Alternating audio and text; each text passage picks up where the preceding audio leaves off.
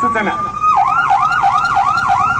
नदी किनारका सार्वजनिक सरकारी पट्टी जग्गाहरूमा वर्षौंदेखि अनधिकृत तवरबाट सार्वजनिक आवागमन र शहरी अति आवश्यक पूर्वाधारको निर्माण र नदीको बहाव समेतलाई प्रतिकूल प्रभाव पार्ने गरी एवं आफ्नो जीव ज्यान समेत जोखिममा पारी बसोबास गरेका सम्पूर्ण घर सहराहरूमा रहेका व्यक्तिहरू र यसरी बढेका घर सहरमा भाडामा बस्ने पसल व्यवसाय सञ्चालन गर्ने जस्ता कार्य गरिरहेका व्यक्तिहरूलाई यो अत्यन्त जरुरी सूचना जारी गरिएको छ।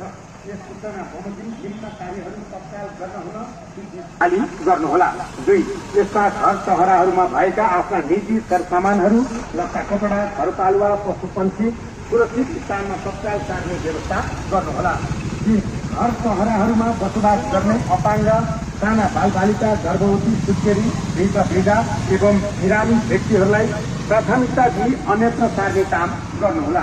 यस कार्यका लागि काठमाडौँ महानगरीय प्रहरी नेपाल प्रहरी र सशस्त्र प्रहरी बलको समेत मद्दत लिनुहोला। 4 मिति 2082 वैशाख 12 गते बिहान 6 बजेदेखि घर सहराहरू भत्काउने र अतिक्रमित जग्गा पूर्ण रूपमा खाली गर्ने कार्य हुनेछ। त्यस कार्यमा कोही कसैले बाधा व्यवधान सिर्जना गर्ने कार्य गरेमा कानून बमोजिम कडा कारबाही भइजानेछ। 5 नेपाल सरकारका सम्बन्धित मन्त्रालय तथा अन्य अधिकार प्राप्त निकाय